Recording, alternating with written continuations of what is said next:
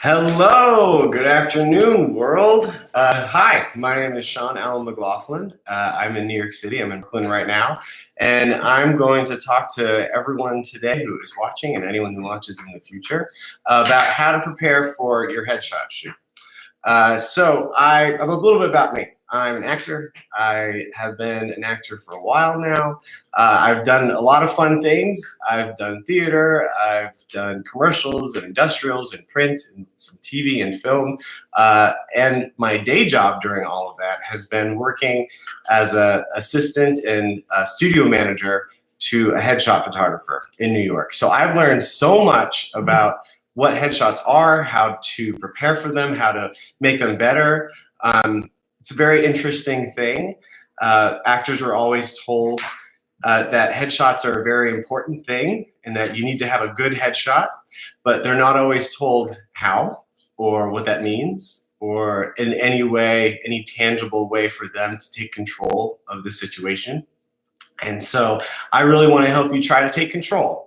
Do some very simple things that you can think about and you can do that will help you with choosing your headshot photographer. And if you hear any residual strange noises, my dog is just eating a bone right now, so she'll stay quiet. One thing to think about with headshots is that they literally just should look like you right now and look like you on your best day.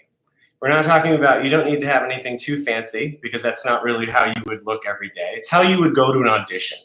Also, it should just show some personality. And then your face should be straight on to the camera and your eyes should be looking into the camera.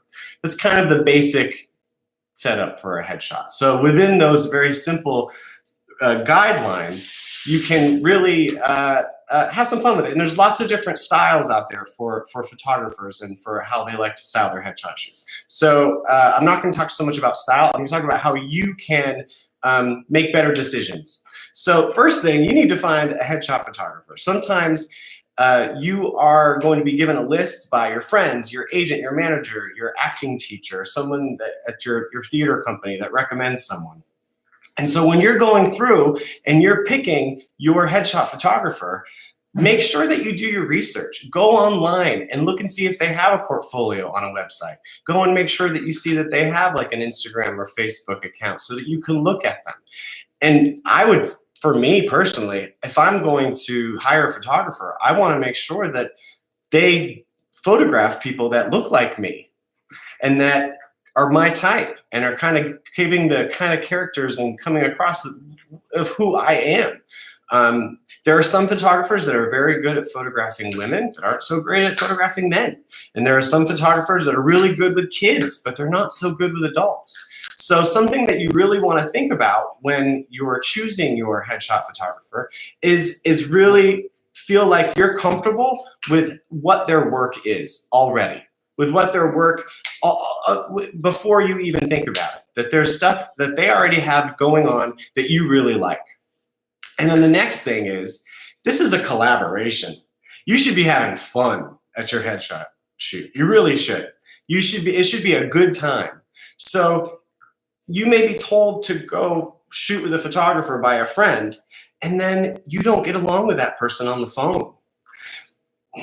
Maybe it's not the best choice. This is something that you can actually choose. You can actually get to know them. You can do a consultation. So many people don't do that anymore, but you really should feel like your photographer is another one of your collaborators. Someone else you're working with is a friend who is there to help you and guide you. And if you have questions, then that's something that you really want to feel comfortable talking to them. And just know this, you're working with people sometimes with managers and agents who will send you a list of people to look through, and that's great. And sometimes you may not have a choice. Sometimes maybe a headshot session is paid for by a family member, and it just happens to be there in your lap. You can still go on and research what they do. Find photos that you really like, that they have done, and that you would maybe like to emulate for yourself. And that's really helpful. And when you're talking to your photographer, if you have an idea for what you want in your photo, use an image. to try to explain it to them, what you're looking for. We all use words. I want it to be edgy. I want it to be sexy. I want it to be fun. I want it to be flirty. I want it to be quirky. All of those words mean very different things to different people. And so if you use an image that you get that feeling from, and you share it with your photographer, maybe they won't copy it exactly, and maybe they won't, even try to get the exact feeling of it, but they at least can try to understand what you're trying to get. And I think that's really helpful. So make sure you're on the same page with them. Make sure that you like them. I would make sure you like them. I think that's a nice thing, to like the people that you're working with. Make sure that you're communicating with them. You want to know if you happen to need hair and makeup, if you're portraying feminine characters and female characters, and you want to have hair and makeup for your photos. I do recommend that you hire a makeup artist that understands what's going on, because you're going from 3 dimensions, flattening it into 2. And that's very different from makeup you would wear going out in life. Very different for your hair as well. So yeah, I would hire someone, look at who they have and who they recommend, and then make a relationship with that person as well beforehand. So you can talk to them about your hair and about your skin and everything like that. And if people who are playing more masculine roles and portraying more masculine characters still want to hire a makeup artist, a hair person, it may cost more than you think, just because you have to pay them to be there. So they may have specials, but check into that as well. So once you figure out what photographer works for you, and someone who does headshots and understands what's going on in this world of photography, one thing that you may want to think about is like, what am I portraying? What am I giving off? What are my types? These are the things that you can do on your own. Everyone has different characters that they just are believable as. You just are. You just are a type sometimes. And sometimes the type is more your personality than it is your looks. And that way, you can mix it up a little bit. A great way is asking a bunch of people, a random cross-section of people who it could be family members, it could be people that you work with in acting, it could be co-workers. Ask them to write down like 10 different jobs that they would think you would play on TV or something, different character roles. And then look at all of them. Because if they're telling you that they think that this is the way that you are, then it probably is kind of the way that you are. And so when we do headshots at our studio, we like to do either 3 look or 5 looks, depending on what people are doing. Sometimes for 5 looks, you come in and you're doing some commercial print as well, and your agent needs a little bit more. But with those 3 looks, you can do such different types with those outfits. It's something that you really want to think about. Personally, I'm like a dad, like a dad, husband, son kind of character. I'm a newscaster, or it's something that wears a suit. Could be a doctor, a lawyer, a politician. And then I'm a nerdy kind of smart guy, which I am nerdy, kind of smart. And so those are my 3 kind of general types. And with those, I can wear an outfit for each that just kind of says, yes, that is what it is. That's exactly what you should be playing in TV or film. So I recommend everyone just sitting down and going through and figuring out like 3 or 4 or 5 of your types, your archetypes. And there's so many different ways of doing it, because let's say for adults, you can kind of just say, what job would I have? That's kind of a fun way to do it. It's like, yeah, some people are like, yeah, I would play, a plumber. I would play someone who works in a blue collar job, kind of like an MTA employee, or maybe there's someone who would be like a villain, fun kind of character role where they're the fun guy that puts some bag over someone's head and carries them away. And then you think about that and you're like, okay, cool. I've got a few different characters that I can play. For women, sometimes they'll play the executive character. Sometimes they'll play like the very like mom type. And sometimes they'll play the very sensitive, caring kind of nurturing roles, like a nurse or like a teacher. So everyone has it in them to play the different roles, but there's some roles that people say, yes, that is what you're gonna play. It's usually based on what you look like and your personality, a little bit of both together. And so one other way that you can think about this is like with kids, with when parents are picking out like what their kids' types are, it's tougher because kids don't have jobs. So you think about what they are in school. Who they are in the realm of school. Are they the kid that's the class president and gets everything done on time? Are they the kid that shows up late and they didn't do their homework? Are they the kid that plays the sports and is kind of the jock? Are they the kid that's a little bit more of like the popular kid with the cheerleaders? I don't know. There's a whole bunch of ways that you can think about that. And then think about next, what outfit would work for that? And when you think about outfits for headshots, the outfits really should be secondary to the character. The outfit you should look at it and think, yeah, that belongs there. That's right. You're not looking at it and going, noticing that outfit. That's fashion. That's fashion. The outfit is the most important part of the picture. So think about a movie that you watch where everyone is kind of dressed in the same style, especially a period piece. Everyone is dressed the same kind of style. No one really sticks out. It looks like it fits. And so you want to be as subtle as possible with your outfits that you're picking, because then you'll just look like that character. You won't look like you're pushing. You won't look like you're trying too hard. You'll just look like that character. And a way to do that is sometimes with colors. So literally, this is a psychological thing. Literally, if you're going to be playing a blue collar type, like I said, it's any of the jobs that go along with working for public transportation, working as a plumber or an electrician or someone who works construction, anything like that. This is a blue collar outfit. It's a non-dress shirt. It's a button down. You can wear a shirt underneath it. I have the shirt like this underneath it. When you wear this, people just think, yeah, you're just a guy that just works blue collar. If you wear green sometimes, like an army green, people will think that you could be military, like a tight army green T-shirt or a button down. It like has that feeling to it. Purple has a regal feeling to it. So if you want to play someone that's a little bit more upper class, you could add a hint of purple. Red just says sometimes like really sexy and fun and flirty. Yellow is a little bit quirky. And when I say quirky, it's like a little bit fun and silly. So all these colors they mean something before you even put it on. And so psychologically, that's something that can help you out with that as well. And so when you're picking out your outfits and you're picking out your different styles, just know, like even just 10, 15 years ago, actors only had one shot, maybe two. They had their legit shot that was without a smile, and they had their commercial shot that was with a smile, and that was it. And now we have Backstage, we have other places that you can go online and submit to castings. And so you can put more than one picture up there. And if you have stuff that's just a little bit of a different feeling to it, it's the feeling that it gives you.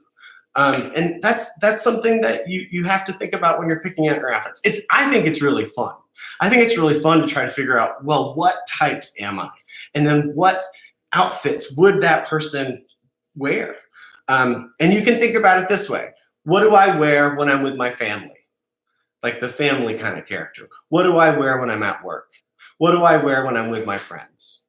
What do I wear when I'm at the gym? Some people are very athletic and they're going to book those roles where they have muscles. I don't have muscles, but people do have muscles. So they could have an athletic look, a gym look. There's so many different ways to think about how to get to your type.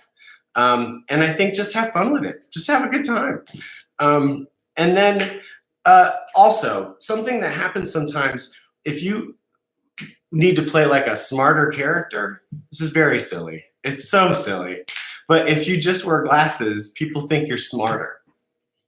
That's the way it is. So sometimes at the studio, we have taken some readers, some glasses that are just pop out the lens so that there's no reflection, and I just look smarter. That's just the way it is. It's the Superman Clark Kent thing. So you can always grab some, paid very little for them. They're readers. The lenses don't cost any money. Just the frames, pop out the lenses, so that with your shots, we've been noticing from agents and managers, they've been asking us for that. Because if they need to have one where they look a little quirky and like the smarter person, the scientist, the librarian, any of those kinds of roles, the doctor, you know, people will believe it. When you look at it, all of a sudden you're like, oh yeah, that person's smart. That person's really smart. It's nice. A few things to think about when you are also picking your headshot photographer. I know we talked about that earlier, but I'm going to add this little bit in. There's a difference between a headshot and a portrait. A portrait is a little more artistic. A portrait is something you'd see sometimes on the cover of a magazine or in an article where it's about someone. So a headshot should be straight on, and it should be evenly lit, and your eyes, like I said, go straight into the lens. A portrait, sometimes their face is over here, or they're looking away, or it's half lit, or there's stuff going on in the background and it's all kind of cool. That's a portrait. And so if you're a photographer that you're looking at doesn't really do simple, basic headshots that you need, that will help you, you should be the most important part of your photo. That's why a headshot is so simple. Then maybe you should ask them if they have any examples of simple headshots that aren't portraits. And if they don't, then maybe talk to them about doing that for you or finding another photographer. I feel like most photographers will get it. They'll understand what you're talking about. It's not as exciting to do the simple headshot because you're not doing anything insane. You're not doing anything kind of crazy creative. You're just legitimately showing a person what they look like. I think that photographers that show true skin tone is really nice for the casting directors because then they can really see who you are when you come in. I think that photographers that work with makeup artists who do really natural, clean makeup is also helpful for the women and the casting directors because if you can't do the makeup and you can't put on all of the extra stuff that sometimes makeup artists do, that's not helping you. So those are things to really think about when you're doing it. And so I know that people have more specific questions. So I want to just take a look real fast and see, because everyone's been so good at writing stuff down, and I have some stuff. It's like, so for hair. So people are asking for women, if can you wear your hair up? I say if you have someone on set that can help you doing your hair and makeup, do some of that outfit with it up and down. But sometimes it's nice to see it up. It gives it a different feeling. It gives a little bit more of a sophisticated look.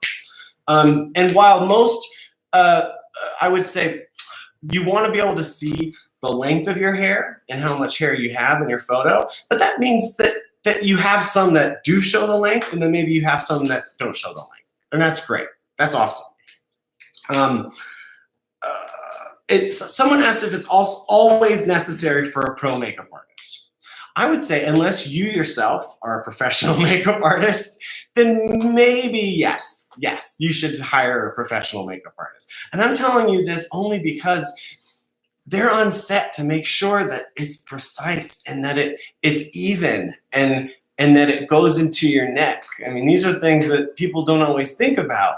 And it's good to have an extra set of eyes because if that photographer is on set with you, they can be there to do touch-ups, say that something gets smudged, they can fix it for you. I just think also it takes off a lot of pressure.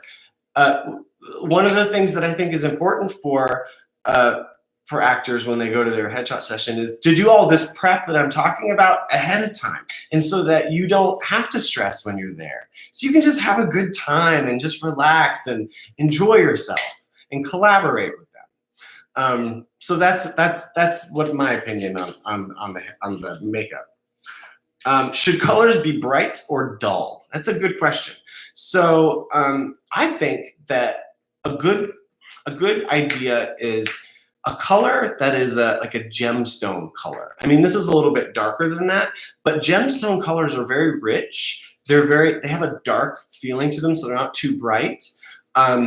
That works really well, like across the board with most skin tones. So I say look at that. I wouldn't wear pastels.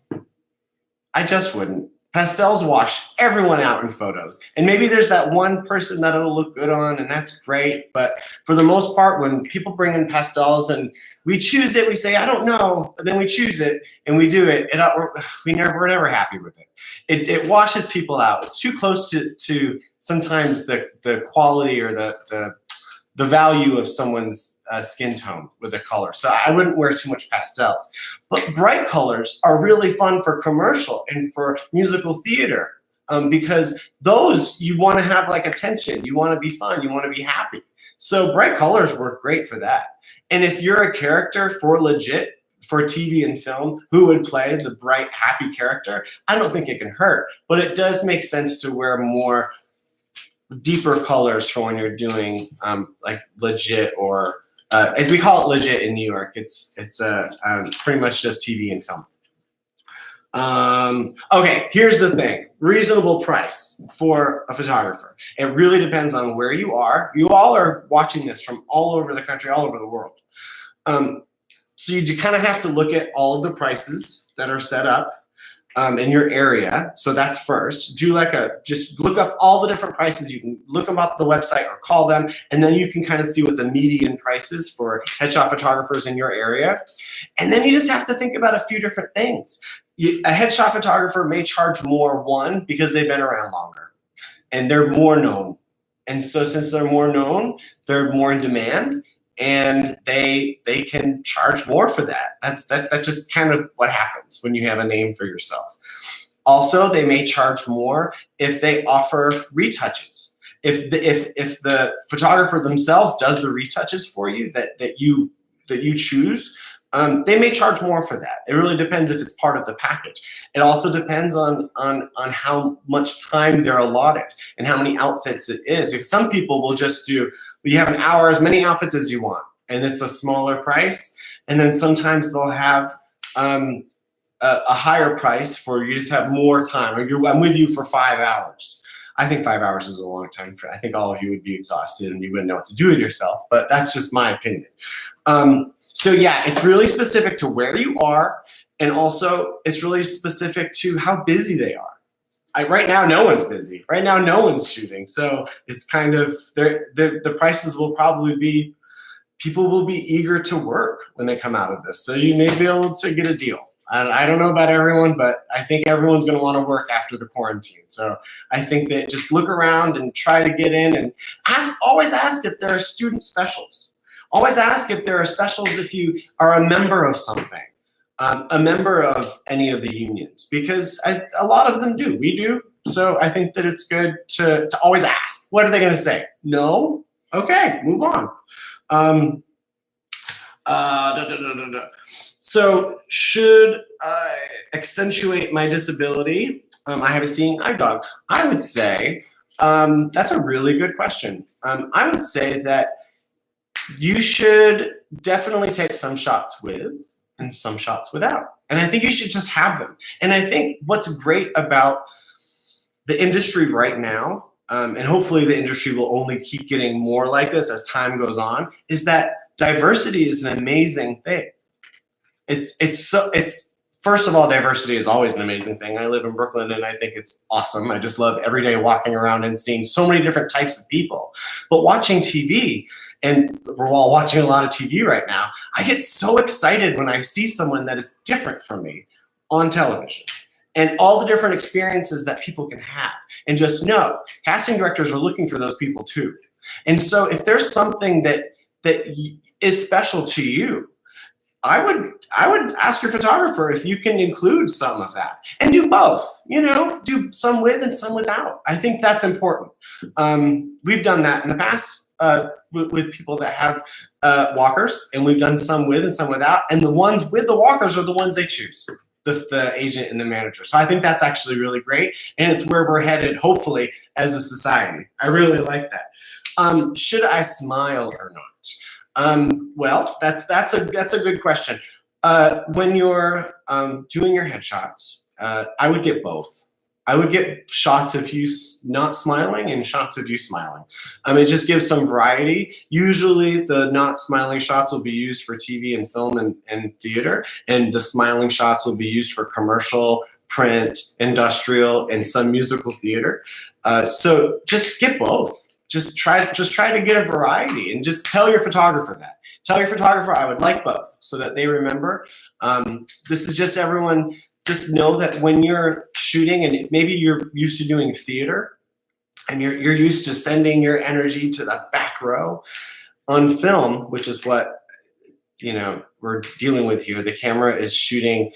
It picks up everything. It picks up so much. So you don't have to send it to the back row. You can just have the thought and the feeling and look right into that lens, and people will get it.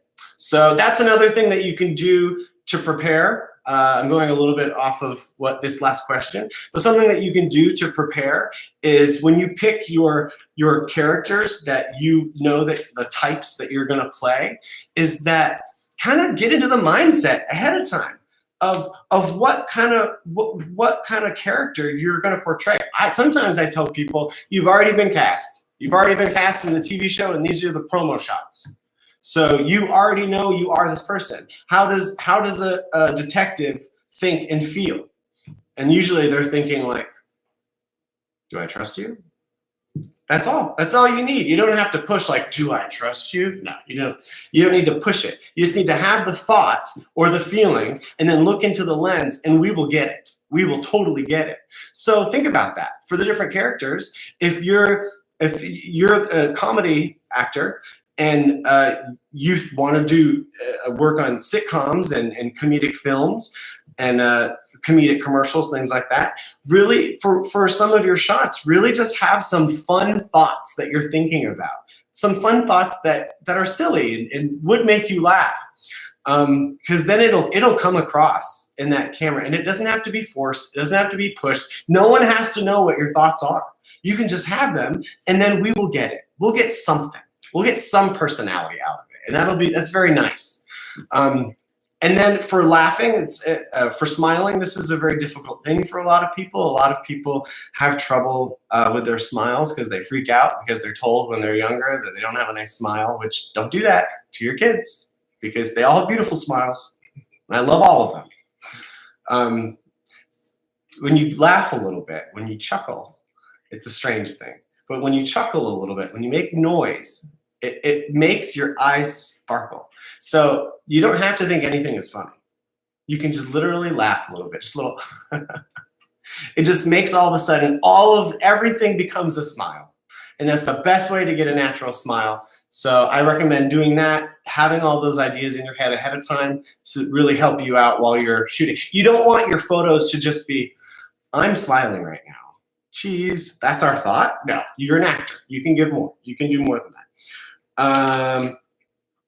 Okay, cool. So someone asked about tips for African-American actors. So this is something that I would say for everyone who has a beautiful, nice, dark, natural skin tone, is look for a photographer who can do that. Look for a photographer who finds the natural tones. And I think this should be true for everyone, but for some reason the U.S. has kind of slanted a little bit with representation, and I'm very aware of this. So it's much more often that I'll see someone Caucasian than I will see someone of African American skin tone on a commercial or TV show. So it's tough sometimes to see when it's done really well. So I would make sure that you look at all of the photos that a photographer has done. I would make sure that you find a makeup artist who understands how to work with darker skin, and really look at the makeup artist site, because we live in New York, so there's a lot of people here who come to our studio from every race, every background, every age, and so our makeup artist has done it all, and she has photos of all of it. So she understands. I would also make sure that you're very comfortable with how you would like your hair. I think that's really a personal thing. That's up to you, because when you have, you can either be someone who straightens your hair, or you just have it be natural. And that's really up to you and how you would like to portray yourself. And I think that both are part of our society and part of our culture, and so neither of them is right. You just have to make sure that if you really want to have yourself represented in a certain way, make sure it's that way. And if you have an agent and manager and really have an honest talk with them about what would be best, we've noticed just in the past 5 years, so many more people are wearing their natural hair. It looks beautiful. It always looks good. So I think that that's kind of the trend where it's going. But you really should talk to someone who's representing you if you have a representation, and just have that honest conversation. Facial hair for men. I would say this is just kind of an idea. It's like, this is not a rule for everything and for everyone, but men in their teens and 20s, it's like facial hair, go for it. Do whatever you want. But then men in their 30s, it's like, if you're a beard person, then you're a beard person. Then you will have a beard and it'll be a full beard. But if you're not a beard person, unless you're playing a character that's kind of, has that feeling to it of the kind of dangerous man with the 5 o'clock shadow, then maybe you could show up to your shoot and do the 5 o'clock shadow first and wear that kind of character, that kind of feeling, and then shave so that you have photos with both. But if you're a man with a beard and that's what gets you called in, keep it. I wouldn't say shave it, because then there's that time where you don't have your hair on your face and their agents are like, why'd you shave? Talk to people about it, about what people recognize you as. Are you the guy with the beard? Then you should have a beard, because that's going to make you some money. So just keep it. So I'm a musician. Should I shoot with my instrument? I recommend yes. One thing that we have always done at the studio is that if we have actors who are also musicians, we make sure they always bring their instrument. And with musicians, you get to have more fun. I mean, you can have just a professional, simple shot of you with the instrument and then straight on. But what really is kind of fun sometimes is to have you playing the instrument and kind of just being in the moment. And it looks so great. And you can do different things with the lighting. Those are more like promo shots, which as well, you can talk to your photographer. If they're comfortable doing promo shots for you in the same outfit that you're already wearing, just ask them to do it. And then those ones won't be headshots, and those will be promo shots with maybe a dramatic light and maybe just a little bit, just different kind of feeling to it. So I think you should. We shot someone in December, or was it in January, with a fiddle, and it was one of the coolest experiences, because one, we got to listen to someone play the fiddle, but then they also just looked really good. And she works as a musician as well as an actress, so she got to do that. I love all these questions. Are outside or studio shots better? Good question. Neither is better. They're both great. Casting directors literally just want it to look like you and show some personality. Specific casting directors may have more specific things, but they just want it to look like you. All I would say is that for outside shots, don't have too much going on in the background. Don't have too much distracting stuff going on. Because if it's distracting, then they're going to be looking at that. They're going to be looking at that car. They're going to be looking at that tree. They're going to be looking at those bricks. It really should be kind of out of focus and neutral to make it look like you're on like a movie set. I like the feeling of that. But you don't want it to be the most important part of the background. Also, when you're shooting outside, really make sure that your photographer is set up with a reflector. Because if not, we won't see the light in your eyes. And your eyes should be the shiniest part of the photo. People wear jewelry sometimes, and that's okay if it fits the character. But I have to say, so many times, agents will have us Photoshop and retouch out jewelry. So just think twice about jewelry, okay? Bring it with you. But your eyes should be the brightest part of the photo. And when you're outside sometimes, and there's no reflector reflecting light into your eyes, then we don't see you. We kind of just glaze over you. It's a photo of a human, but we don't get to know you. As well, try not to get a photo where the light is pretty much all coming from above, because you really should be evenly lit and with light in the eyes. A reflector does that. So, ask them if you're going to go outside, if they have a reflector. Studio light, you just want to make sure that the light, again, isn't coming from the side, isn't coming from up top, because that's like a great way of giving you like shadows under your eyes and weird stuff under your nose with shadows. It's like you want the light to be coming kind of straight up, a little bit higher, but straight to you. Because then you can see the light in your eyes. They're the windows to the soul. So that's the difference. Everyone has their opinion about it. There's no right, there's no wrong. Some agents love outside shots, some agents don't. So get both if you can, just so you have options. Can I incorporate my competitive ballroom looks? Yes! I would do that. That's awesome. Competitive ballroom. Yes, if you are a dancer as well. Maybe one of your looks is as a dancer, because they're always hiring people to be dancers for everything, for commercials, for TV, for film. There's so much. So yes, have it. And if they're able to do some simple shots of you, our studio is made for headshots, and so we're not made for the beautiful leaps that and movements that dancers do. But if you can do some movements in your costume that show off your body and show off your physicality, do it. It looks so great. And then you have those. And maybe that's like a half a look. I don't know. It depends on how the photographers kind of set up their shoots. But I think that's a great idea, because that's you. And that no one else is like that. So that's already, it's just showing off who you are. And that's so much better. All right. Best background color. Okay, white, gray, blue. I like all of them. Something that we always will do, like gray sometimes, like this is the gray here. We'll do that for more serious roles, things that are a little bit more grounded, and maybe for TV, film, it has a little bit of a serious to it. White just looks great if you have a nice bright color on, or a nice simple tone, and it really makes your skin pop.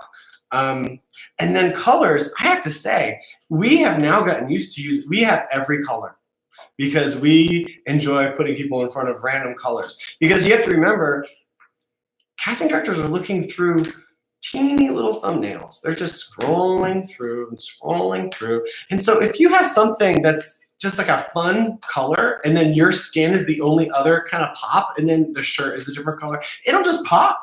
It'll just look cool. And maybe they won't stop on you and click on you, but they'll notice you.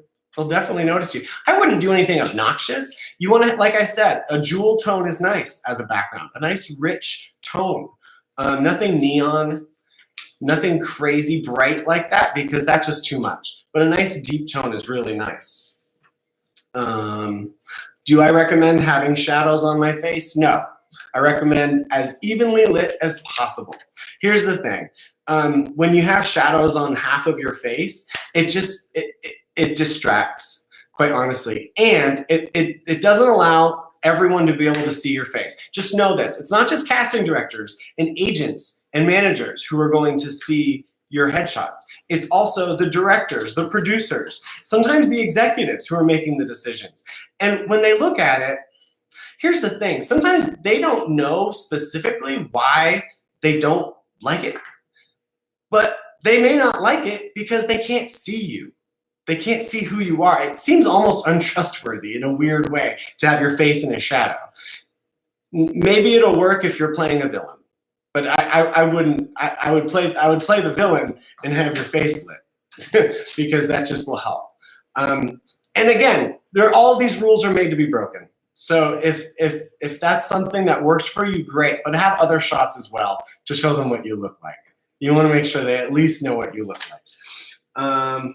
Is this recording so I can watch it again? Yes. I'm pretty sure that Backstage will be putting all of this on so you can watch it at any time. I talk too fast. I talk way too fast. Wearing jewelry for character types. Here's where I was talking about earlier. If you're going to wear jewelry for a character type, it should be so subtle. Like for women, I would say studs in your ears if you're going to wear them. And maybe if it's a character that's kind of like a do-gooder kind of you know, like like a modern housekeeping kind of like Martha Stewart character, maybe pearls. You know, it just says that you are like that kind of person. But I wouldn't wear anything too much, because then maybe ask if you could put it on at the very end of the shot. Maybe that's something you can ask your photographer. Like, I have them right here. Could I just put them in at the very end? And then, or put this jewelry on at the very end, just for kind of like, see how it goes. Great. That's not taking up our time and having to, you know, reset everything.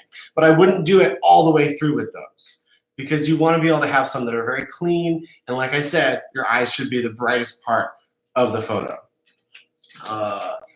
Should I talk to a photographer about clothes before the shoot? I think you should. I think you should ask their opinion. And if they don't know, if there's someone who just, it's not their thing, they're really good at capturing people's personalities and they don't think so much about the clothes, that's okay. You can teach them and just say, this is what I'm thinking about. This is, you know, do you have any recommendations? And then maybe that'll get them excited about it. So definitely ask. I also do consultations with people where they can hire me to pretty much go through their wardrobe and help them pick out their clothes. So I understand it's very difficult, but I've also gone shopping with people before. They hired me. I'm not a stylist, but I understand what will look good because I've done it so much. Like, it's not so much fashion. It's more about, oh, you'll look like a dad if you wear a polo. Ding. Oh, show tattoos and piercings. If you're someone who has tattoos and piercings, I would definitely do some shots with, some shots without. If it's a tattoo anywhere where you can't really hide it, I would show it. I would just show it. That's who you are. And they're going to want to cast you for who you are, not for who you're covering up. So, oh, and for sometimes with like a nose piercing, if you're able to either push it up or take it out, or anything where you could, a piercing that you could take out for a few minutes and then put back in, I would do both, just so you have them. That'll help your casting be able to either, and you to be able to put in, am I more of the person with the piercing today, or am I more of the person without the piercing? And for tattoos, that's really a personal thing. It's like, if you are only playing people that are like kind of, I don't know, like conservative, and you have a lot of tattoos, that's tough, because that's not the idea I get in my head.